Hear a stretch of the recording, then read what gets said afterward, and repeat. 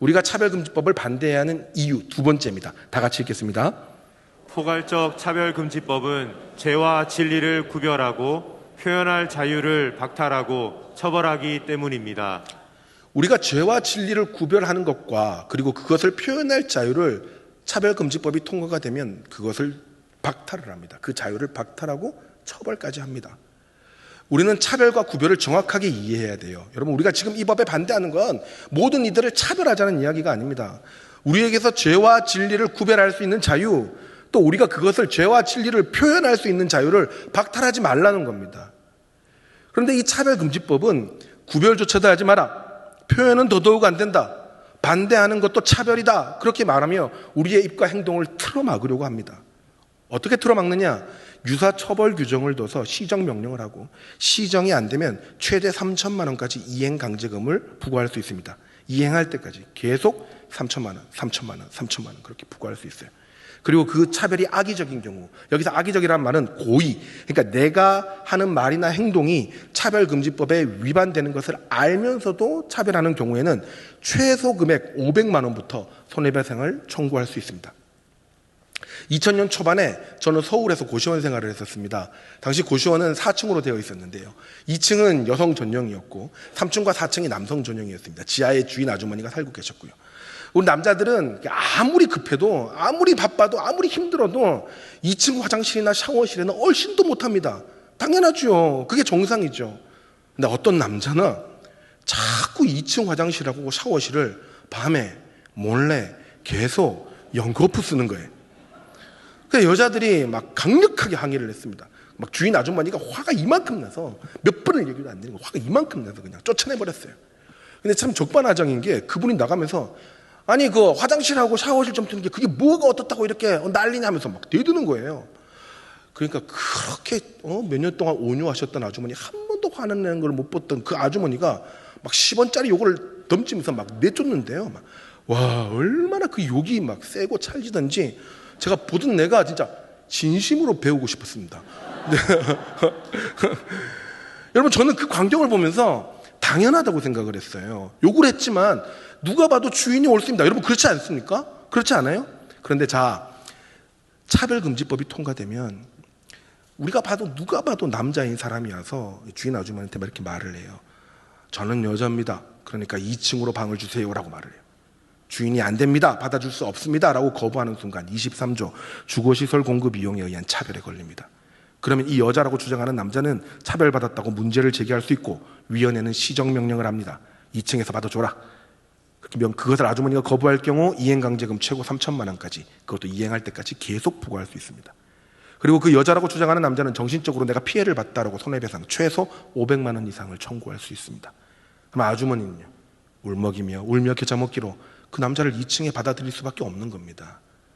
그렇게 눈물로 그 남자 받아들여주면 그럼 그 2층에 사는 여자들은요, 풍비박산 나는 거죠. 다 나가는 거예요. 그럼 그 피해는요, 그 주인은 고시원이 망하는 2차 피해도 입는 거예요. 또 설마라고 생각하십니까? 이런 경우에 실제 사례는 차별금지법이 시행된 나라에서 얼마든지 찾을 수 있습니다. 동성결혼을 축하한다는 메시지를 케이크에 써달라는 것을 신앙 양심의 자유로 거절했다가 1억 6천만 원의 손해배상을 당했는데 6년간의 소송 끝에 무죄로 인정받은 잭 필립스 케이스, 동성결혼에 쓰이는 꽃을 팔지 않아서 $1,000의 벌금을 받은 워싱턴의 벨로렐 케이스, 그 외에도 직장에서 동성애가 싫다고 했다가 징계받은 케이스, 동성애 전환 상담을 했다가 면허가 박탈된 의료인 케이스, 수없이 많은 해외의 사례들이 지금도 생겨나고 있습니다. 이걸 반대로 생각하면 이 말은 이제 처벌이 무서워서, 이행강제금이 무서워서, 손해배상이 무서워서 억지로 따라갈 수밖에 없는 그리스도인들의 케이스들도 늘어나고 있다는 거지요. 여러분, 그렇다면 이렇게 강제적으로 이 세대를 따라가게 하는 차별금지법에서 가장 기본적인 신앙 공동체인 교회와 가정은 안전할 수 있을까요? 아닙니다. 절대 아닙니다. 오히려 가장 안전하지 않습니다. 교회와 가정을 정조준한 법이에요. 보세요. 교회는 동성애가 죄다, 나쁘다라고 말하면 차별금지법에 위반된다는 것을 알면서도 말할 수밖에 없어요. 진리니까요. 그러면 손해배상 청구를 받는다는 겁니다. 근데 이렇게 주장을 하니까 차별금지법 찬성하시는 분들이 이번에 공청회에서도 그렇게, 청문회에서도 그렇게 이야기를 하더라고요. 절대로 그렇지 않습니다. 왜냐? 이 차별금지법, 지금 나온 이 법률안이 적용되는 영역은 딱 4군데밖에 없어요. 그러니까 교회는 절대로 그러게 걸리지 않습니다라고 이야기해요. 그래서 3조 1항을 이야기합니다. 고용, 재화용역의 공급 이용, 교육기관, 법령 정책의 집행, 이 내영역에서만 이 평등에 관한 법률, 차별금지법이 적용이 되니까 교회에서 설교로 무슨 말을 하든 처벌받지 않습니다라고 이야기를 합니다. 심지어 믿으시는 분들도 이 말을 해요. 제가 이 말을 듣는데 너무 화가 나는 거예요. 여러분 자 보세요. 제가 이 설교 준비하면서 이 법조문 전체를 제가 거짓말하고 수십 번, 아니 100번을 읽었던 것 같습니다. 근데 딱 한 번만이라도 여기 관심 있는 사람이, 이걸 주장하는 사람이 이 법안을 처음부터 끝까지 한 글자도 빠지 않고 꼼꼼히 처음부터 끝까지 읽어보기만 했어도 그런 말 절대 못해요. 왜냐? 법률안 제일 처음에 어느 법률이든 1조가 나와요. 그 1조는 이 법이 제정된 목적을 이야기합니다. 그 목적은 이 법이 앞으로 나아갈 방향과 그리고 이 법의 조문을 해석할 때 뭔가 이상하면 그 해석의 지침으로 삼는 게 이 법률안 1조예요. 이 차별금지법 1조의 목적이 뭐라고 나와 있냐면 이 법은 정치적, 경제적, 사회적, 문화적 생활의 모든 영역에서 차별을 금지하는 것을 목적으로 한다. 이 첫 줄에 나와요. 여기 정치, 경제, 사회, 문화적 생활의 모든 영역, 여기에 교회가 들어갈까요? 안 들어갈까요? 가정은 들어갈까요? 안 들어갈까요? 그럼 반드시 들어가게 됩니다. 그럼 뭡니까?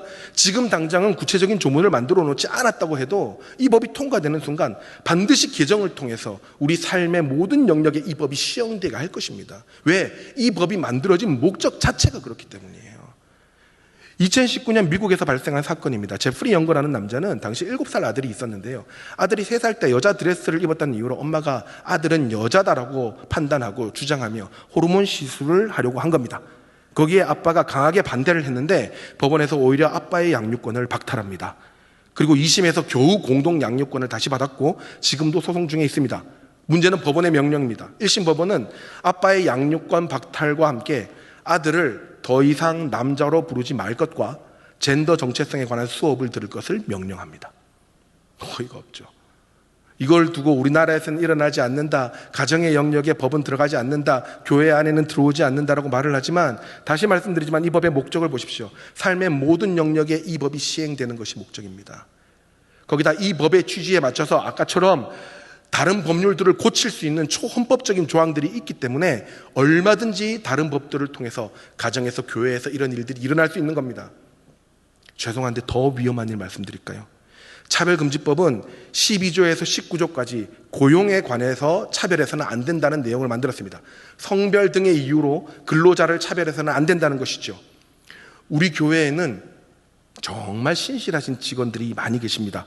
사무실에서, 방송실에서, 카페에서, 교회 곳곳에서 사명감을 가지고 정말 수고하시는 분들이죠. 그분들 자리가 얼마나 크고 중요한지 모릅니다. 그래서 교회 직원분들이야말로 정말 온전한 신앙을 가지신 분들이 하셔야 돼요. 그 자리에 채워주셔야 돼요. 그런데 차별금지법에 의하면 교회에서 직원을 고용할 때 엄청난 문제가 생깁니다. 예를 들어 사무간사님 한 분을 모집하는데 덩치는 저 같은데 큰 드레스를 입고 화장을 했는데 진짜 생긴 것도 확실한 남자가 면접에 들어왔어요. 담임 목사님이 깜짝 놀랍니다. 혹시 트랜스젠더이신가요? 그럼 물어야 됩니까? 안 물어야 됩니까? 물어야죠. 우리 신앙과 교리에 위배되는 사람을 직원으로 둘 수 없잖아요. 그러나 12조 3호 직원을 채용할 때 성별에 대한 질문을 하는 행위 자체가 차별입니다. 목사님이 묻지도 못해요. 묻기만 해도 손해배상해야 됩니다. 그러면 목사님 채용 공고할 때 아예 기준으로 내면 안 됩니까? 안 됩니다. 2호 채용 공고하면서 젠더 퀴어를 받지 않는다는 광고도 차별입니다. 우리는 동성애자를 받지 않습니다라고 하는 순간 시정명령, 이행강제금, 손해배상까지 받는 거예요. 여러분 더 위험한 거 있어요. 죄송해요. 우리 교회 아카데미입니다. 우리 아카데미 선생님들, 다음 세대, 어린 다음 세대의 그 영혼들을 믿음으로 키우기 위해 얼마나 각고의 노력을 하시는지 모릅니다. 그래서 아카데미 선생님 한 분 모시는데 우리 담임 목사님과 또 담당 목사님이 정말 많이 기도하시고 애쓰십니다. 근데 한 선생님이 지원을 해요. 누가 봐도 트랜스젠더입니다. 그래서 아무 말 안 하고 채용을 안 했어요. 그러니까 그 사람이 왠지 교회가 나를 성별 문제로 떨어뜨린 것 같다라고 문제를 제기할 수 있습니다. 그 순간 교회가 성별 문제로 떨어뜨리지 않았다라는 것을 교회가 증명해야 됩니다. 일이 어마어마하게 많아지는 거예요. 거기다가 만약에 동성애 혹은 트랜스젠더라는 것을 속이고 아카데미 선생님이 될 수 있죠. 예쁜 트랜스젠더도 있을 수 있으니까요. 그냥 왔어요. 몰랐어요. 근데 나중에 밝혀진 거예요. 아, 이 사람이 레즈비언이었구나. 이 사람이 트랜스젠더였구나. 근데 절대로 해고를 못합니다. 차별이니까요. 성별 등의 이유로 해고가 안 돼요. 그냥 선생님으로 써야 되는 거예요. 그래서 머리를 씁니다. 아, 그러면 이 아이들한테 최대한 접근할 수 없도록, 접촉할 수 없도록 하자. 그래서 직접적으로 아이들을 교육시키지 말고 행정일 위주로만 시키자라고 업무를 분장할 수 있습니다. 그러나 그것도 차별입니다. 그렇게 하는 순간 15조 성별 등의 이유로 특정 직무에서 배제하는 행위는 차별이라고 합니다. 그러면 원상복구 결정이 내려집니다. 애들을 가르치라고 하고 그것을 거부할 경우 교회가 불응하면 시행할 때까지 3천만 원, 3천만 원, 3천만 원 계속 이행강제금을 부과할 수 있습니다. 죄송합니다. 조금 더 위험한 거 말해볼까요? 이 고용에 대한 부분은 근로자와 사용자를 대상으로 합니다. 우리 교회는 정말 감사하게도 근로계약서 형식의 사역약정서라는 걸 써요. 정말 앞서 나가는 교회죠. 깨어있는 교회죠. 그렇게 되면 교육자들도 판례상 근로자로서의 보호를 받습니다. 근데 문제는 차별금지법이 통과되면 이 근로자로서 보호를 받는 교육자 면접 때부터 문제가 생깁니다. 여러분, 우리 대형교회 교육자 면접 정말 대단합니다. 10년 전에 제가 면접을 볼 때 담임 목사님하고 여러 목사님들 앞에서 면접을 봤는데요, 진짜 귀한 말씀도 해주시고 은혜롭고 따뜻하고 좋고, 그런데 무섭고 떨리고 막 그래요. 그리고 면접 마지막에 이제 준비한 5분 설교를 담임 목사님 앞에서 합니다. 여러분, 생각만 해도 움찔움찔하지 않습니까? 담임 목사님 앞에서 설교를 하시는데 얼마나 떨리겠어요. 제가 진짜 열심히 준비해서 했거든요. 담임 목사님께서 그 설교를 들으시고 칭찬을 하시더니 딱 한 가지 권면의 말씀을 해주셨어요. 제가 그 면접 끝나고 나와서 저희 아내한테 그랬습니다. 내가 담임 목사님한테 저 권면의 말씀 하나 들은 것만으로도 나는 본전 뽑았다. 나 여기서 떨어져도 된다. 그래도 감사하다. 진짜 그랬어요. 지금까지 저는 그 가르침을 제 설교의 원칙으로 삼고 설교할 때마다 생각하고 설교할 때마다 그럽니다. 왜 눈물이 나죠? 그래요. 너무 감사했죠. 그게 뭔지 궁금하시죠? 네. 안 가르쳐 드립니다. 제 거예요. 제 거. 여러분, 그렇게 교육자 면접 때 여러 질문들이 왔다 갔다 합니다. 최근에는 교육자들이 들어오면 동성애에 대해서 어떻게 생각하십니까? 차별금지법에 대해서 어떻게 생각하십니까? 이런저런 이야기들을 많이 하지요. 그러면 이렇게 저렇게 오고 가요. 그런데 차별금지법이 통과되는 순간 그 질문 자체가 안 됩니다. 그 귀한 교육자 면접에 문제가 생겨요. 동성애에 대해서 어떻게 생각하십니까? 동성애는 죄라고 생각하십니까? 못 물어요. 트랜스젠더가 죄라고 생각하십니까? 못 묻는다고요. 성별을 물어서도 안 되고 떨어뜨렸을 경우에 성별 때문에 떨어졌다고 손해배상을 당할 수도 있습니다. 또한 우리 영아 유아 유치부에 레즈비언 교육자가 들어오고 중등부 고등부에 남성 동역자 교육자가 와우, 그걸 업무에서 배제할 수가 없어요. 왜? 성별의 이유로 업무 배치에 차별을 두면 안 되니까요. 혹자가 그럽니다. 목사님 설마요. 교육자가 되려면 다 신학대학교 나와야 되는데 거기서 걸러치겠죠. 천만의 말씀입니다. 27조 교육기회의 차별금지. 교육기관의 장은 성별 등의 이유로 교육기관 내의 입학을 금지해서는 안 된다. 총신신대원이라는 교육기관에 트랜스젠더는 마음대로 들어올 수 있습니다. 그렇게 되면 교회에 얼마든지 동성애자, 트랜스젠더들이, 많은 젠더 퀴어들이 사역자로 들어올 수 있습니다. 어떻습니까? 그래도 겨우 법 한 개 통과되는 것이라고 생각되십니까? 아닙니다. 이 법이 통과되는 순간 교회에서조차 어쩔 수 없이 동성애자를 직원으로 받아들여야만 하는, 그야말로 죄와 진리를 구별조차 할 수 없게 하는 강압적인 법안이 생기는 거죠. 강제적으로 모두가 이 세대를 따라가야만 하는 그런 악법 중에 악법이 되는 겁니다. 여러분, 마지막으로 진짜 위험한 게 이거예요. 세 번째, 다 같이 읽어보겠습니다. 포괄적 차별금지법은 진리를 가르치고 선포할 수 없게 하기 때문입니다. 진리를 말할 수 없게 만들어요. 선포할 수 없게 만듭니다.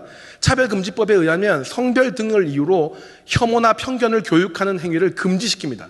그러면 학교에서 이제 동성애는 비정상적이라고 말할 수 없습니다. 트랜스젠더를 정상이라고 교육할 수밖에 없습니다. 그 어떤 선생님도 동성애를 보고 퀴어 축제를 보고 아이들에게 비정상적이다, 성적으로 문란하다라는 표현을 쓸 수가 없어요. 문제는 이 교육기관에 미션스쿨, 신학교 다 들어가는 겁니다. 그래서 신학교 내에서 젠더가 차별받는 느낌이 들게 하는 수업이나 강의를 진행할 수가 없습니다. 신학교에서 진리가 선포되지 못하는 겁니다. 교회 설교는 안전할까요? 물론 당장 지금 발의된 법안에 의하면 목사님이 설교할 때 동성애는 죄다라고 설교할 수 있다고 그들이 이야기합니다. 그런데 문제는 25조예요. 방송 등 서비스 제공 이용에서의 차별 금지 조항에서 발생합니다. 목사님이 동성애는 죄다라고 설교는 할 수 있는데 이것이 신문이나 인터넷 방송 등을 통해서는 제공될 수 없다는 거예요. 이 말은 설교는 했는데 이 동성애 부분은 편집해서 홈페이지나 유튜브에 올라가야 된다는 겁니다. 만약에 편집되지 않고 올라갔을 경우에 그 설교를 방송에서 들은 젠더가 정신적인 충격을 받았다고 손해배상을 500만 원 청구할 수 있다는 거예요. 근데 한 명의 동성애자가 본 게 아니라 10명의 동성애자가 그 설교를 보고 충격을 받았다? 1인당 500만 원씩 5천만 원 청구할 수 있는 겁니다. 100명의 젠더가 봤다? 5억의 손해배상이 청구되는 겁니다. 제가 작년에 포괄적 성교육 설교한 거 조회수가 10,000몇천 회가 나왔어요. 그 중에 1000명만 동성애자들이 듣고 손해배상 청구하면 저는 50억을 청구했습니다. 저는 앞으로 어떻게 살아야 될까요? 설교할 수 있겠습니까? 예? 이뿐만이 아닙니다. 차별 금지 항목에 종교, 신념, 사상까지 다 들어가니까 이단 설교 못합니다. 똑같이 문제 제기할 수 있는 사항이 되는 거예요. 그래서 이 법이 통과되면 각종 인터넷, 특히 유튜브 등의 방송에서 트랜스젠더나 동성애자들 그리고 이단들이 모욕적이다라고 느낄 모든 컨텐츠와 내용과 강의는 다 사라지게 될 겁니다. 이래도 교회를 정조준한 법이 아닙니까? 얼마 전 5월 15일 차별금지법 제정에 반대하는 기독교인들이 3만 명 이상이나 모여서 국회에서 기도회 및 반대 집회를 했습니다. 30일에는 전북에서 4,000명이, 6월 5일에는 광주에서 많은 성도들이 모여서 차별금지법을 반대했습니다. 울산을 포함한 전국 곳곳에서 반대 집회가 열렸습니다. 그런데 몇천 명만 모여도 앞다퉈 보도하던 언론은 몇몇 기독 언론들을 제외하고는 전부 다 입을 다물었습니다. 보도하지 않았습니다. 왠지 아십니까? 2011년 국가인권위원회가 인권보도준칙이라는 규칙을 하나 만들었습니다. 이 준칙 8장에 보면 성소수자의 인권 부분이 있는데요. 성적 소수자를 비하하는 표현이나 타락한 것이라는 뉘앙스를 담지 않는다라고 명시합니다. 겨우 준칙 하나 만들었을 뿐인데 모든 언론은 젠더 퀴어가 끼칠 사회적 위험성에 대해서는 입을 다뭅니다.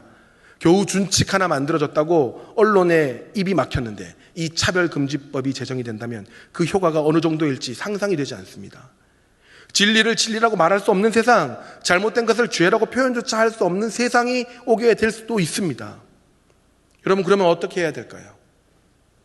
오늘 본문 2절에서 바울은 이 세대를 본받지 말고 하나님의 선하시고 기뻐하시고 온전하신 뜻이 무엇인지 분별하도록 하라라고 말합니다. 이 세대를 본받지 말라는 것은 이 세대와 똑같은 행동과 말과 생각을 하지 말라는 겁니다. 그리고 분별하라는 말은 이 도키마조라는 단어를 쓰는데 구약에서는 불로써 그 순수함을 시험하다라는 뜻을 가지고 있어요. 옳은 것을 시험하다, 증명하다, 옳은 것을 증명하다라는 뜻이에요. 세상에 죄로 가득 찬 문화와 제도가 생겨날 때 우리는 하나님의 뜻을 증명하고 분별해서 세상에 선포해야 하는 겁니다.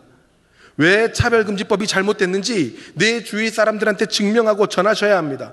커피숍에서 엄마들 모임에서 학부모 모임에서 이야기하셔야 됩니다. 우리가 증명하지 않고 우리가 분별하지 않았기 때문에 우리가 선포하지 않았기 때문에 이 법이 지금까지 이렇게 힘을 얻은 것입니다. 여러분, 오늘 설교 내용만 들어봐도 그 외에도 엄청나게 많아요. 그런데 오늘 설교 내용만 들어봐도 젠더 퀴어가 아닌 이상 누가 이 법에 찬성을 하겠습니까?